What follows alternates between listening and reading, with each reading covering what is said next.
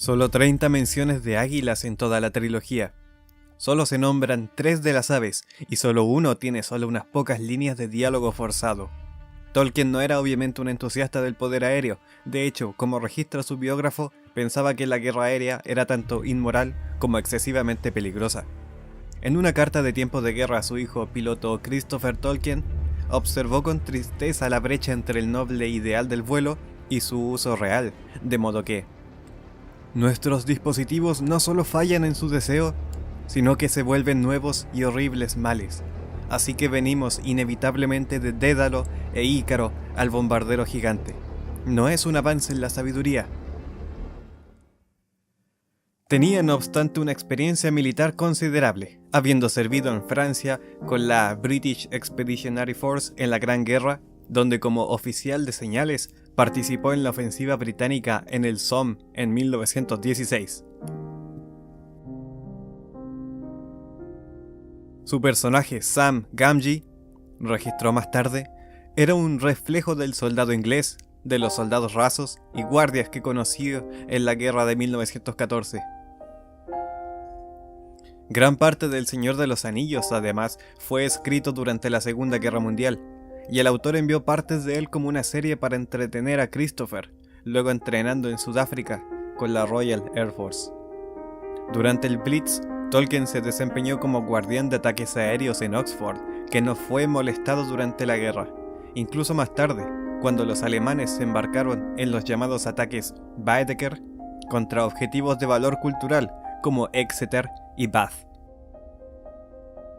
Ambas guerras mundiales parecen haber informado sus escritos, aunque el propio Tolkien insistió que El Señor de los Anillos no era ni alegórico ni tópico contra la dictadura totalitaria, o en sus detalles más tácticos de combate. La lucha en su mayor parte es medieval. Los asistentes al cine recordarán las enormes batallas escenográficas entre filas masivas de infantería como los asedios en Helm y Minas Tirith, o tal vez la caballería dando vueltas en las estepas abiertas de Rohan. Las águilas, sin embargo, son una excepción. Primero, como veremos, son críticos para la trama del Señor de los Anillos debido a 3 episodios claves en los que cambian el rumbo de manera decisiva. El poder aéreo, como lo demuestran estas aves, puede tener un impacto crítico en lo que es esencialmente una campaña terrestre. Utilizo todas las funciones centrales del poder aéreo descritas en la doctrina moderna para explicar más. Las águilas gigantes y míticas son una excelente plataforma de reconocimiento aéreo, y esto, además, en un libro escrito en un momento en el concepto del Istar en sí mismo seguía siendo algo primitivo y se limitaba principalmente al reconocimiento fotográfico, en particular por parte de los Supermarine Spitfires y de Havilland Mosquitoes, desarmados de la recién formada Unidad de Reconocimiento Fotográfico de la Royal Air Force. Gandalf, prisionero en la Torre Blanca de Saruman por ese compañero mago traicionero y hambriento de poder, es el beneficiario clave, como le relata Frodo. Las águilas de la montaña fueron a lo largo y ancho, y vieron muchas cosas, la reunión de lobos y la reunión de orcos, y los 9 jinetes yendo de aquí para allá en las tierras, y oyeron noticias de la huida de Gollum, y enviaron un mensajero para traerme estas nuevas. Las águilas hacen lo más obvio que esperamos de un Istar aéreo, detectar concentraciones de fuerzas enemigas desplegadas. También demuestran una capacidad impresionante para rastrear el movimiento de objetivos individuales y escuchar información de inteligencia sobre el escape de Gollum. Ayuda, por supuesto, que puedan hablar. Hay límites, sin embargo, como nos enteramos más tarde del consejo en Rivendell, que incluso de las águilas de las montañas nubladas no habían recibido noticias frescas de movimientos enemigos o del paradero de Gollum. El problema es probablemente uno familiar, de las guerras recientes, la de la profundidad frente al número de plataformas disponibles para buscar un objetivo individual. Las águilas son una plataforma de vigilancia a gran altura. De vez en cuando en la narración, las águilas se ven muy lejos en la distancia, como cuando Aragorn sale en persecución de Frodo y Boromir y ve un gran pájaro como un águila en lo alto del aire, descendiendo lentamente en amplios círculos hacia la tierra. Más tarde, Legolas, Gimli y Aragorn rastrean a los hobbits secuestrados. Legolas ve un águila que vuela muy alto y con gran velocidad hacia el norte, tan alto que solo el elfo puede verlo. En su capacidad para escanear áreas amplias en tiempo real, las águilas superan las capacidades más primitivas de reconocimiento de señales y fotografías que estarían disponibles para las fuerzas aéreas durante muchos años. Como plataforma autónoma, con un tremendo alcance, velocidad y resistencia, el águila gigante supera a todo lo demás en la trilogía. Pero la Tierra Media es enorme, y un puñado de grandes águilas de las montañas nubladas no puede mantener ningún tipo de vigilancia persistente sobre ella, sin importar su velocidad y resistencia. En los debates de calidad frente a cantidad de hoy, se presenta el mismo dilema. Las capacidades exquisitas son de utilidad limitada cuando se comparan con una gran profundidad o un ritmo operativo exigente. Al igual que con el reconocimiento, también con la movilidad aérea. Tolkien utiliza el poder aéreo de manera similar a las capacidades en rápida evolución de la Royal Air Force en la Segunda Guerra Mundial. Las hazañas impresionantes logradas por las águilas incluyen detectar a Gandalf desde lejos y rescatarlo, no una, sino 2 veces. La primera ocasión es cuando Gandalf escapa de Isengard, solo y atrapado en la cima sin descenso, excepto por una estrecha escalera de muchos miles de escalones. Gandalf teme lo peor, pero Gwaihir, el señor del viento, el más veloz de las grandes águilas, lo ve a fines del verano. Nada mal, Gandalf le habló y lo llevó antes de que Saruman se diera cuenta. Estaba lejos de Isengard antes de que los lobos y los orcos salieran de la puerta para perseguirlo. La movilidad para lograr la sorpresa es una capacidad clave del poder aéreo, hábilmente demostrada acá. La doctrina moderna se refiere a las operaciones de las fuerzas especiales.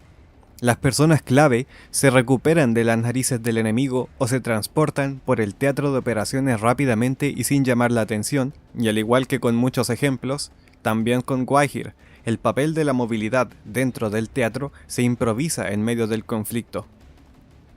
Más adelante en la historia, el águila repite su papel como vehículo para una rápida movilidad dentro del teatro.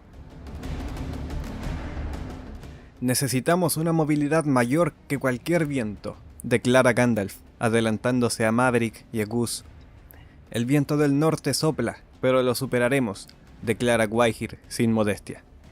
Luego, los dos partieron hacia el sur, sobrevolando Mordor y acercándose al propio Monte del Destino, lo que generó serias dudas sobre el sistema integrado de defensa aérea disponible para Mordor, aparentemente poseído de un ojo que todo lo ve. El mismo pensamiento se le ocurrió a un dibujante posterior, que representa a las águilas sobrevolando el Monte del Destino y cayendo el anillo desde el principio, ahorrando a la comunidad muchas dificultades y a los lectores un tiempo considerable. Gwaihir rescata a Gandalf por segunda vez, después de que el mago haya derrotado al Balrog, arrojándolo desde la cima de Moria. El águila ve a Gandalf gravemente herido, tendido solo en la montaña, aparentemente más muerto que vivo. Las águilas, al parecer, tienen una gran utilidad en la búsqueda y el rescate en combate, una faceta importante de la movilidad aérea, especialmente en tiempos adversos a las bajas. El valor real de las águilas proviene de la combinación de 2 funciones del poder aéreo, el reconocimiento y la movilidad. La búsqueda y el rescate a menudo involucran más de una plataforma. Las grandes águilas, por el contrario, son versátiles y multirol. Las águilas no son el único poder aéreo en la Tierra Media. El enemigo también usa los cielos. En el Hobbit, el dragón Smaug infunde miedo de manera memorable tanto en enanos como en hombres. Esto es simplemente poder aéreo para un efecto estratégico: atacar el centro de gravedad del enemigo con una inmensa potencia de fuego, con la esperanza de destruir su voluntad y capacidad de resistencia. Esta noción de bombardeo terrorista era parte del discurso público en los años previos a la guerra, cuando Tolkien escribió El Hobbit, con muchos relatos espeluznantes del tipo de destrucción social masiva que podría resultar de un ataque aéreo en ciudades indefensas.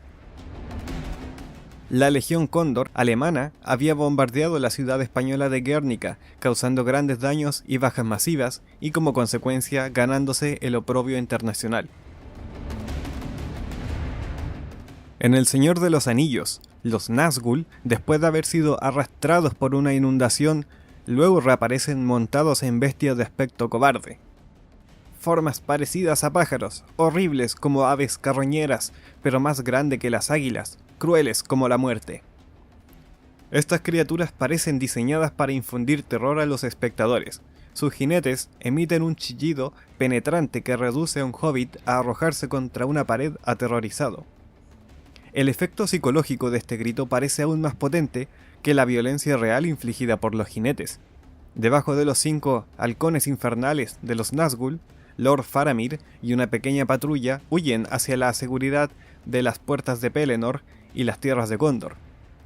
Este es el poder aéreo utilizado para ataques de precisión y en el papel de ataque terrestre contra fuerzas desplegadas enemigas, persiguiendo un objetivo de oportunidad, atrapado indefenso y en terreno abierto. Parece que no lo lograrán y serán derribados, pero Gandalf llega a caballo en el último momento, ahuyentando al enemigo. Aquí solo necesitamos entrecerrar los ojos un poco para ver el vuelo a Dunkerque de la Fuerza Expedicionaria Británica.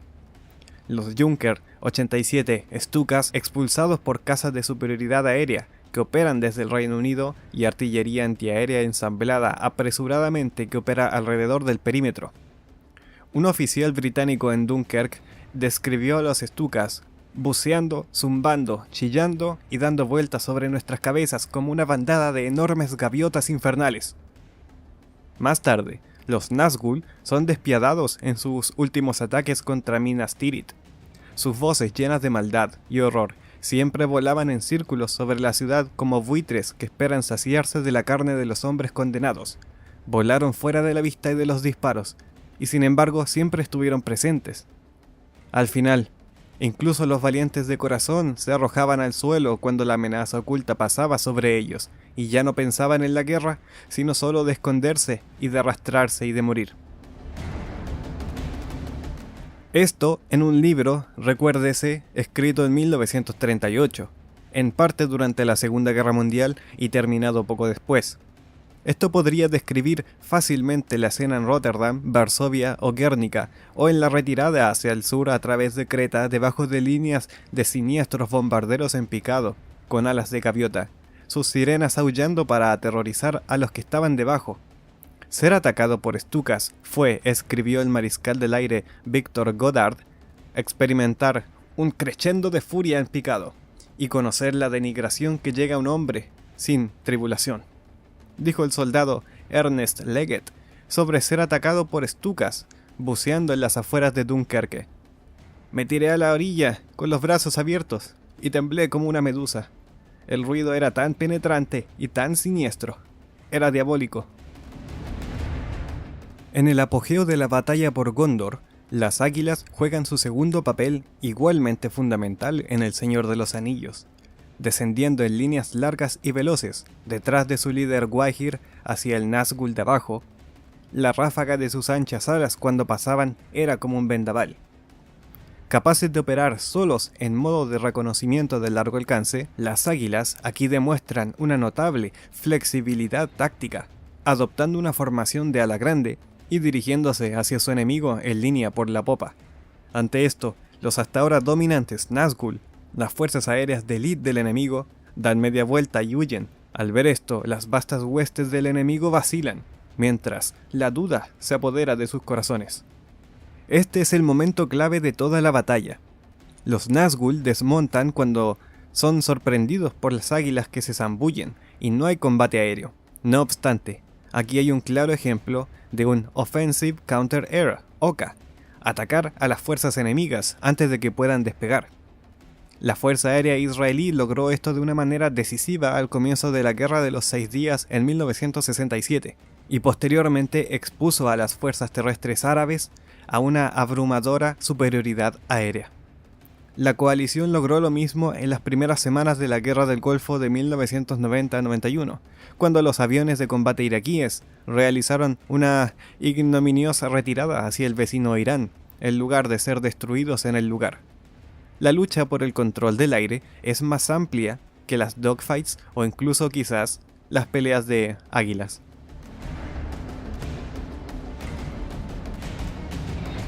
Este episodio es también una ilustración clásica de los efectos de la acción de choque sobre la destrucción de la capacidad.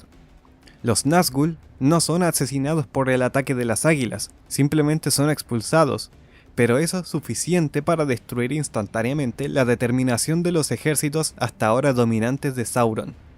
El perdedor en la batalla, simplemente el que ha experimentado un colapso de la voluntad. Durante mucho tiempo, el poder aéreo ha tenido como objetivo destruir la voluntad, tanto como la capacidad. Los Nazgûl son el centro de gravedad vital en el orden de batalla del enemigo y las águilas los identifican y procesan como tales. La lucha por el control del aire puede depender de un ataque aéreo efectivo que destruya las fuerzas aéreas desplegadas, pero también de un ataque terrestre que empuje al poder aéreo de apoyo lejos de los territorios en disputa y las fuerzas terrestres. Por ejemplo, un efecto de la campaña aérea estratégica aliada contra Alemania fue canalizar los recursos de la Luftwaffe hacia la defensa de las ciudades alemanas, privando así a la Wehrmacht del apoyo aéreo cercano y minando efectivamente su capacidad como fuerza estratégica independiente, fuerza de bombardeo. Más allá de los roles del poder aéreo, El Señor de los Anillos toca otros aspectos de la doctrina del poder aéreo que se destacan en el entorno operativo del mundo real. Entonces, y ahora, destacan dos en particular: el papel de la cooperación con otras fuerzas y el de la tecnología y la innovación. En movimiento en campo abierto, la comunidad ve un gran pájaro alto y lejano, ahora girando y ahora volando lentamente hacia el sur. Es un águila de caza, declara Legolas. Me pregunto qué presagia. La naturaleza independiente de las águilas es una característica del Señor de los Anillos. Comparten información con la coalición aliada contra Sauron y ayudan, pero sus intenciones son opacas tanto para nosotros, los lectores, como para los propios aliados. En un episodio anterior, Sam imagina temeroso ver halcones o águilas revoloteando sobre sus cabezas con ojos brillantes y hostiles, un indicio de que no todas las águilas podrían estar claramente del lado de la comunidad. La guerra europea de la época de Tolkien presentaba una comunicación aire-tierra limitada. La identificación de los tipos de aeronave podía ser complicada en condiciones climáticas adversas y siempre estaba presente la posibilidad de que se identificaran y persiguieran objetivos incorrectos. Mientras que otras fuerzas aéreas, en particular la Luftwaffe, se desarrollaron con el apoyo aéreo cercano de las fuerzas terrestres como objetivo principal, la Royal Air Force priorizó el poder aéreo estratégico dirigido más allá del campo de batalla. La integración aire-tierra fue un problema tanto para los británicos como para la comunidad del Anillo.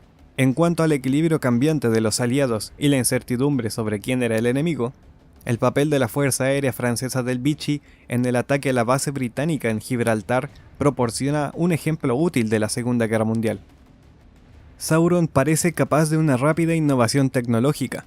Los atributos de sigilo de los propios anillos, la aparición repentina de las aterradoras criaturas voladoras de los Nazgûl o las máquinas de asedio que rompen las defensas de Gondor. Pero la coalición de elfos, enanos y hombres permanece resueltamente estancada en la Edad Media.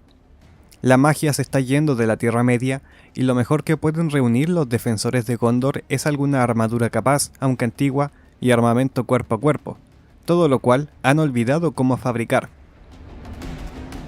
Existe, como demuestra Smaug, un riesgo considerable al depender tanto de un solo tipo, sin importar que hasta ahora haya sido dominante en varios roles. Con su gran potencia de fuego, velocidad y sigilo, Smaug es, sin duda, la principal plataforma de ataque terrestre en la Tierra Media. Pero los dragones parecen un colorido anacronismo en los libros, cayendo en la obsolencia con el desarrollo de la defensa contraaérea activa, pasiva efectiva. Lento e inmanejable, el dragón es evidentemente vulnerable al fuego terrestre disciplinado y concentrado. En cualquier caso, como descubrió el mando de bombardeo en la Segunda Guerra Mundial, la capacidad de las poblaciones civiles para soportar tremendos castigos a través de bombardeos aéreos fue notable. La lección aquí es que la tecnología puede aportar una ventaja decisiva a la lucha por el dominio del aire, pero que la concentración excesiva de un tipo o intentar un salto tecnológico demasiado grande conlleva riesgos. Entonces, cuando se trata de los roles del poder aéreo, Tolkien y sus águilas hacen un trabajo magnífico al anticipar nuestra doctrina moderna y al rastrear los desarrollos reales en la guerra aérea en curso en Europa. Hay preceptos probados en el tiempo sobre el poder aéreo en El Señor de los Anillos. La importancia de la persistencia, la velocidad, el alcance y la altura deberían ser evidentes para los lectores. Hay énfasis en la precisión y el impacto, sobre la improvisación y las capacidades polivalentes en los centros de gravedad y las limitaciones del terreno y el clima. Hay contraaéreo defensivo a través de defensas aéreas terrestres en las murallas de Gondor. Hay un contraaéreo defensivo pasivo en las capas élficas, adoptadas por Frodo y Sam para frustrar el sobrevuelo de los Nazgûl.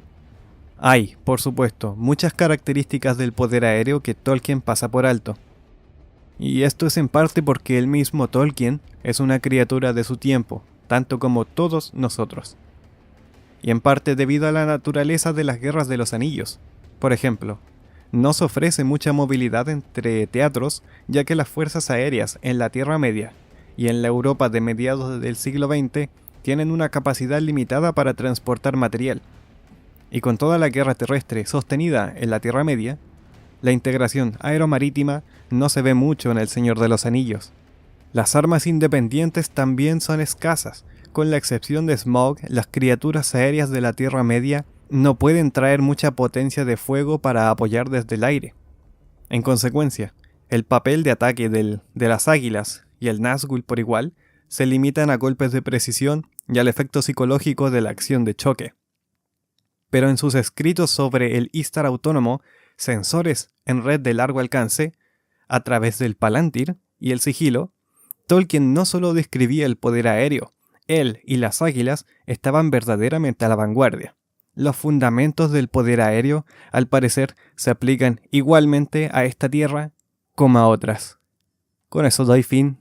Gracias por ver este video. Nos vemos en el siguiente.